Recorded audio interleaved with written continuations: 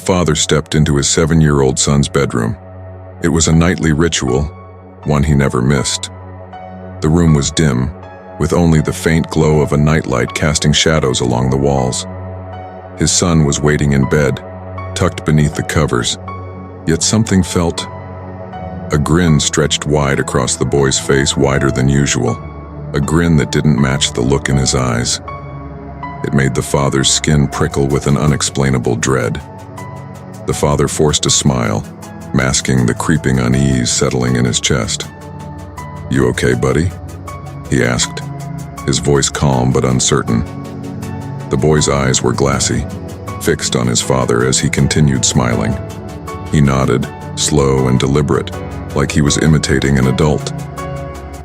"Daddy, check for monsters under my bed," he said, his voice soft and haunting. It sent a chill up his father's spine, but he laughed it off. After all, it was just a game, right? With a sigh, the father knelt down, ready to dispel his son's fears. He lowered himself slowly, lifting the edge of the blanket and peering into the darkness beneath the bed. But what he saw made his blood run cold. There, under the bed, was his real son, trembling and pale. The boy's eyes were wide, terrified as he whispered, "Daddy, there's someone on my bed." The father felt the world tilt as he looked from the boy beneath the bed back to the imposter smiling on top. It was supposed to be a relaxing solo hike, just him and the untouched wilderness. The trees whispered secrets as he passed, and the bushes rustled with the sounds of unseen animals.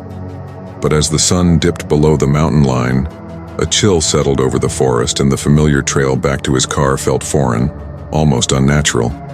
He began to walk faster, heart pounding, but the trees all looked the same, closing in like a maze.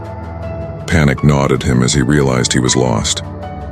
After hours of wandering, he stumbled upon a small, dilapidated cabin hidden among the trees. Its roof sagged, and the wooden boards were splintered, as if time had forgotten it. Relieved, he approached, thinking he could wait until dawn here. But as he drew closer, unease prickled his skin. The windows were dark, yet he felt something watching him from within. The door creaked as he opened it, revealing only pitch black inside, like the cabin was swallowing light. Once inside, the smell of decay hit him, thick and suffocating. The darkness was overwhelming, and he fumbled for his flashlight, its beam barely piercing the gloom. Strange symbols marked the walls, and the floor was littered with broken furniture. In the corner, something sheathed a shadow, larger than any animal. A feeling of dread consumed him, urging him to flee, but he was paralyzed as a whisper echoed, calling his name. He arrived at the hotel late, exhausted from travel. The receptionist handed him his key, advising him not to look through the keyhole of room 304. Confused but too tired to ask, he ignored the warning until later. Curiosity got the better of him. He leaned down, pressing his eye to the keyhole. All he saw was red, like a smear of blood across the lens. Disturbed, he pulled back quickly, wondering what could have caused it. At the front desk, he questioned the receptionist, who sighed and hesitated before explaining. Years ago, a couple had stayed in that room. The husband went mad, taking his wife's life. Their spirits lingered, haunting anyone who dared to look. The couple, she explained, were pale-skinned with jet-black hair and piercing red eyes. He froze, realizing that what he'd seen through the keyhole wasn't a distortion. It was a gaze staring back. Night had completely fallen, leaving the hiker alone in the dense forest. His only light source a dying flashlight. Shadows clung to every tree, and each rustling sound set his nerves on edge. He knew the forest was too dangerous to navigate in the dark, and his heart pounded as he worried he'd have no safe place for the night. Just as he felt the weight of hopelessness settle in, he spotted a broken-down cabin hidden in the trees. It looked abandoned, neglected, but it was shelter. The hiker approached the cabin and knocked, the hollow sound echoing into the silence. No one answered. With his flashlight dimming, he pushed open the creaking door and stepped inside. finding it dark, cold, and stale. His eyes adjusted to see a single bed in the room, perfectly made, as if waiting for him. He reasoned that if the owner returned, he could explain, though he doubted anyone had been here in years. He lay down, the bed surprisingly comfortable, though the air felt heavy with something unspoken. As he lay there, trying to relax, his eyes wandered to the walls. The cabin was lined with portraits, dozens of painted faces that all stared directly at him. Each figure wore a wide, unsettling smile, their eyes following him no matter where he turned. The grins were too wide, too knowing, like the faces held secrets he couldn't understand. He shivered, but was too exhausted to care, closing his eyes in the hope sleep would take him before his flashlight finally died. When he awoke, the hiker rubbed his eyes, feeling the lingering unease from the night before. He glanced around, expecting to see the paintings staring back at him. But to his shock, there were no portraits. Instead, where each painting had hung was now a window, looking out into the dense, shadowy forest. He realized with horror that the portraits had not been paintings, but faces watching him all night. Late one night, a doctor was asked to retrieve supplies from the hospital basement. As he entered the elevator, he was greeted by a patient standing quietly inside. Hospital policy allowed patients to stretch their legs as long as they returned to their rooms by 10. He noticed her red wristband but didn't give it much thought. They shared a polite nod as the elevator doors closed and began to descend, the silence pressing in like a weighted blanket. When the elevator reached the basement, the doctor stepped out and turned to say goodbye, but the patient was gone. Confused, he approached the receptionist, mentioning the woman with the red wristband. Her face paled.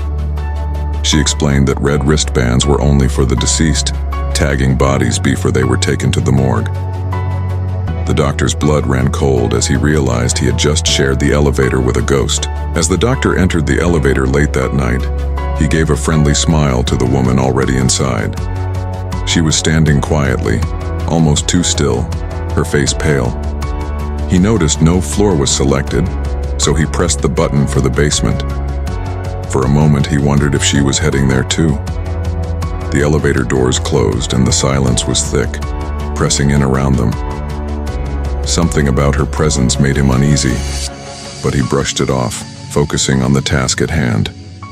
The elevator doors opened to the basement floor, and in the distance the doctor saw a figure, a man with a red wristband, limping toward them with hollow eyes. Panic seized him, and he frantically pressed the close button, watching the doors slowly shut just as the man neared. The elevator began its ascent, but his heart still pounded as the woman beside him spoke. "Why did you do that?" "He was trying to use the lift," she said, her voice tinged with annoyance. The doctor swallowed hard, trying to steady his voice. "Did you see his wrist?" he asked, breathless. "It was red. He died last night. I would know I did his surgery." The woman looked at him, her eyes now gleaming with a strange intensity. Slowly, she lifted her wrist, showing a red band of her own. A cold smile spread across her lips. "Like this one," she whispered. The doctor felt the blood drain from his face as he realized he was not alone with the living. A man had just moved into his new apartment, thrilled to start fresh. The receptionist handed him his keys with a smile, but warned him about a door on his floor that had no number. "Don't disturb it," she advised, her tone unusually serious. He brushed it off, too excited to worry. Yet, as he unpacked, curiosity gnawed at him. Why would she warn him? Eventually, he couldn't resist. He stepped out, walking slowly toward the door, which loomed silent and unmarked. Standing before the door, he felt a strange chill. He turned the knob, but it was locked. Undeterred, he knelt and peered through the keyhole. The room beyond was empty, cold, with peeling wallpaper and dim light casting shadows. But in the far corner, he saw a woman facing the wall, her skin ghostly pale and long black hair cascading down her back. Startled, he quickly pulled away, a feeling of guilt and unease creeping over him. He decided he wouldn't look again. Curiosity gnawed at him. The next day, he returned to the door and knelt to peer through the keyhole once more. But this time, he saw only a vibrant, pulsing red, as if blood had stained the view. He pulled back, confused. Perhaps she'd covered the keyhole to stop him from watching. Feeling embarrassed, he left the door and went to ask the receptionist, hoping for an explanation. At the front desk, he asked the receptionist about the strange door. Her expression turned somber. She sighed, reluctant but resigned. "You looked through the keyhole, didn't you?" she asked quietly. She explained that a couple once lived there, but the husband had gone mad and killed his wife. She paused, meeting his gaze. They had pale skin, black hair, and red eyes. A chill swept over him as he realized that the red he'd seen hadn't been a covering, it had been her gaze, staring back. A young girl was upstairs in her room, absorbed in her homework, when she heard her mother's familiar voice calling her down for dinner. Smiling, she jumped up, ready to leave her room. But just as she reached the door, a pair of hands grabbed her, pulling her into the darkened laundry room beside the staircase. She struggled but stopped when she saw who it was, her mother, eyes wide and filled with fear. Her voice was a shaken whisper. "Don't go down there, honey. I heard it too."